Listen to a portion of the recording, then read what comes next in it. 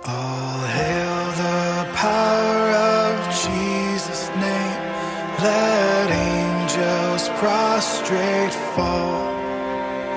Bring forth the royal diadem and crown him Lord of all. Bring forth the royal diadem and crown him Lord of all.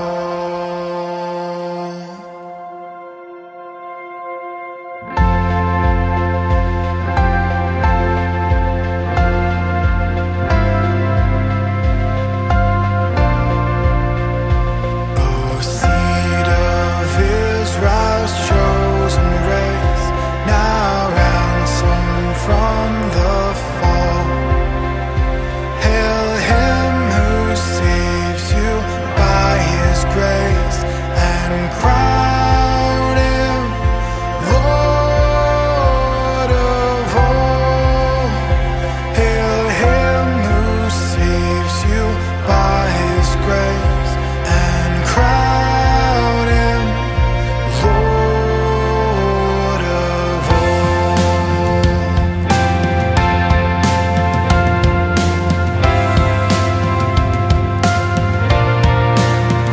Sinners whose love can never forget the wormwood and the gall. Go spread your trophies at his feet and crown him Lord of all. Go spread your trophies at his feet and crown him Lord of all.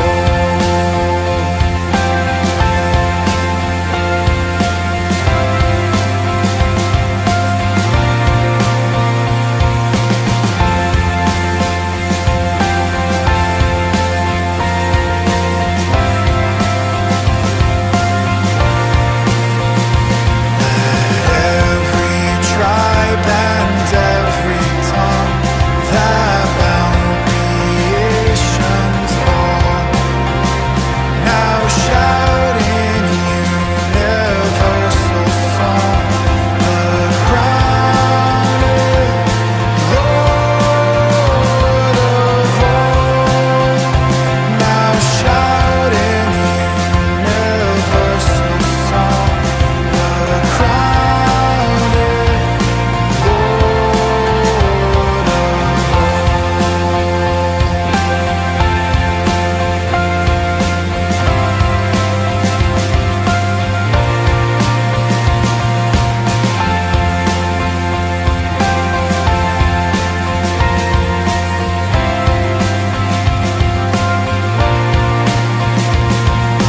that with yonder sacred throng we at his feet may fall. We'll join the everlasting song and crown him Lord of all. We'll join the everlasting song and crown him Lord of all.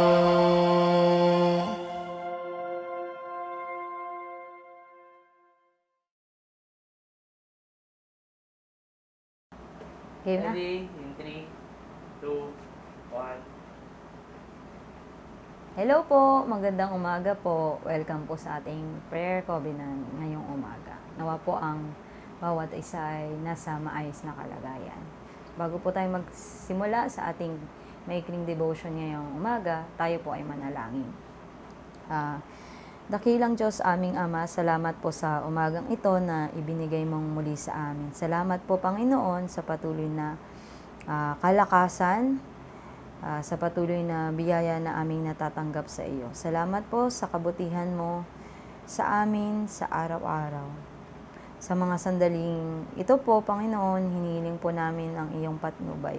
Samahan mo po kami sa pagbubulay-bulay ng iyong mga salita. Madama namin, Panginoon, ang presensya mo habang kami ay nakikinig. Paliwanagin mo ang aming mga isipan upang maintindihan po namin ang nais mong iparating sa amin ngayong umaga. Katagpuin mo po kami, Panginoon. Salamat po aming dalangin sa pangalan ni Jesus. Amen. So, ang ating pong scripture ay matatagpuan sa Kalawang Hari,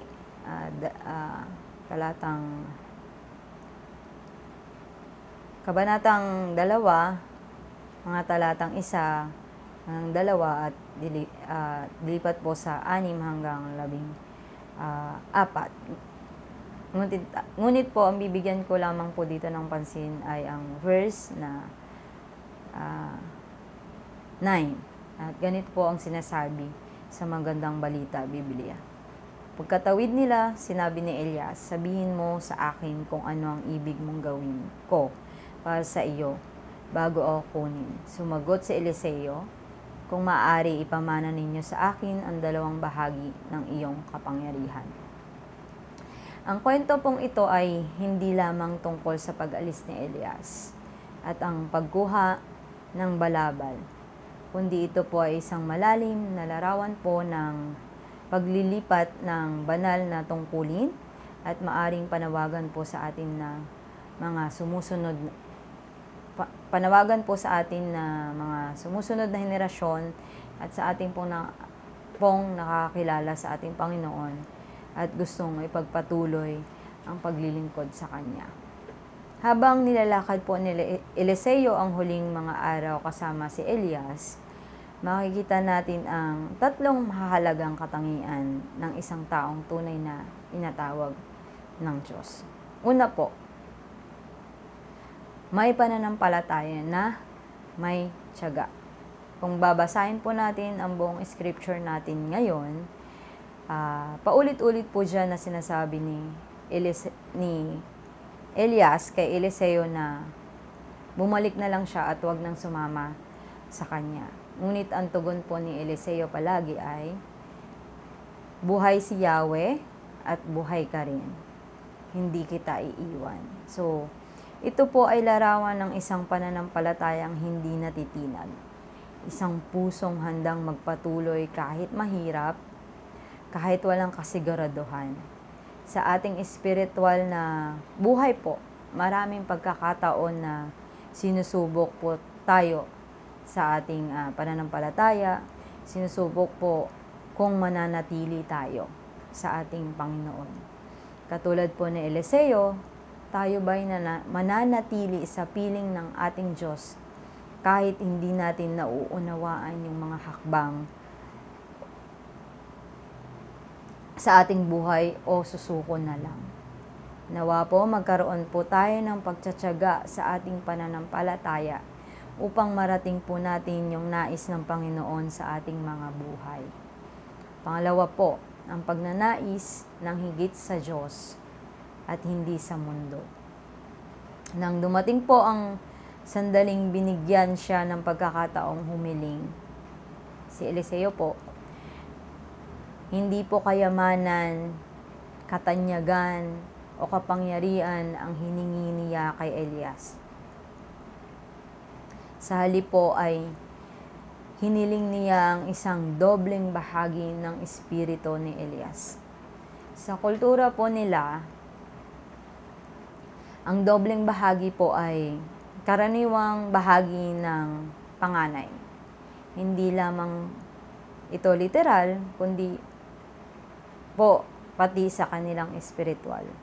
Pinapakita nito ang kagustuhan ni Eliseo na gampanan ang papel bilang tagapagmana ng ministeryo ni Elias.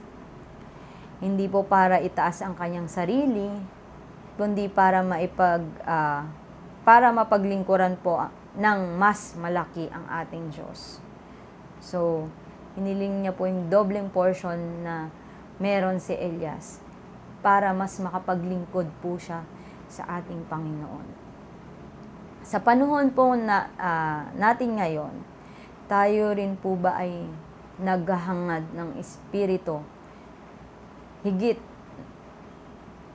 na espiritu ng Diyos, higit pang kabanalan, karunungan, kapangyarihang espiritual, o naghahangad lamang po tayo sa mga bagay dito sa mundo?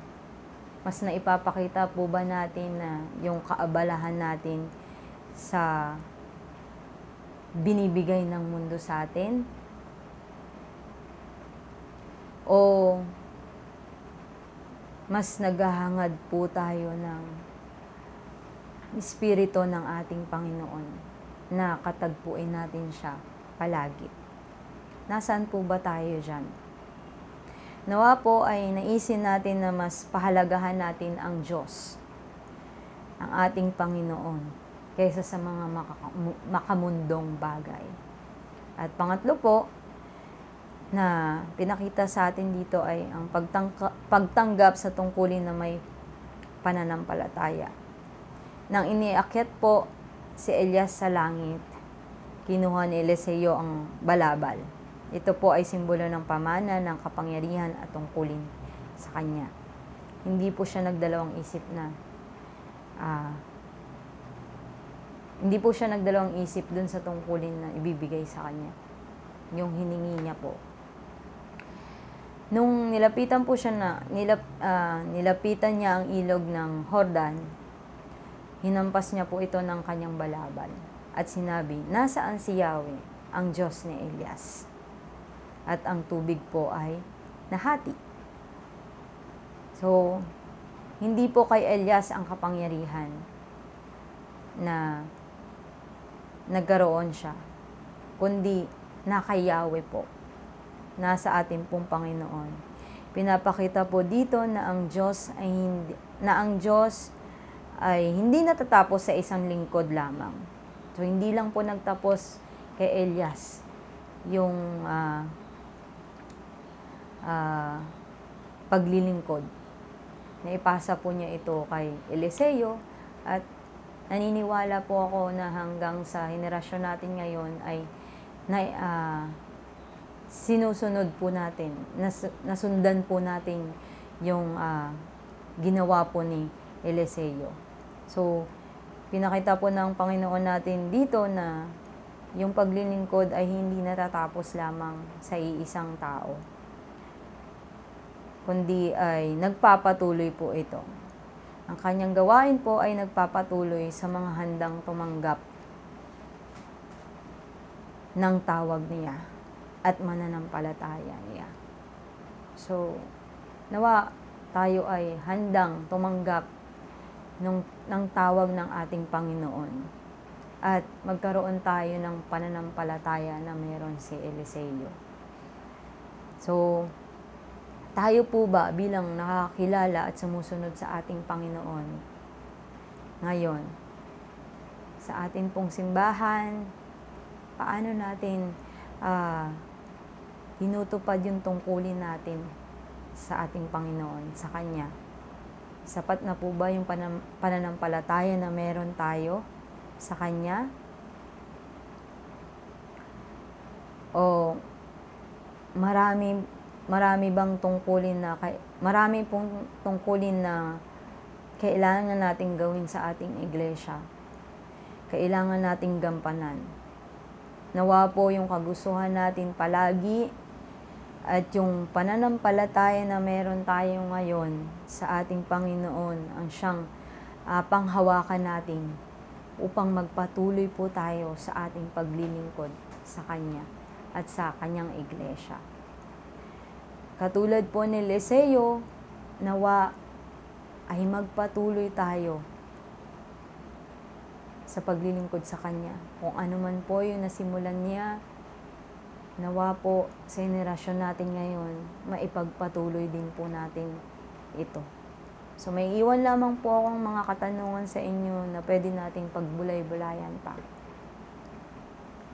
Una po, tayo po ba ay handang sundan ang Diyos saan man niya tayo dalhin, gaya ng katapatan ni Eliseo?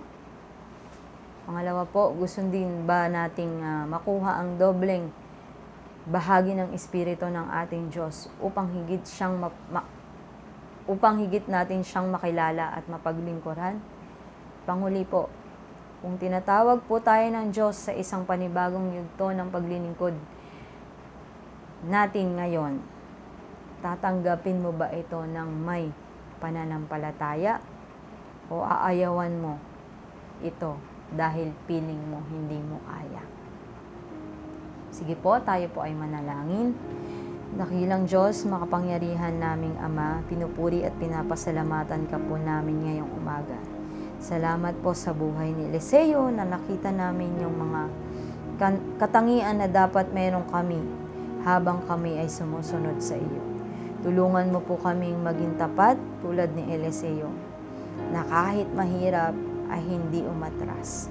Bigyan mo kami, Panginoon, ng uhaw sa iyong Espiritu. Hindi upang ipagmalaki ang aming sarili, kundi upang higit ka pa naming mapaglingkuran.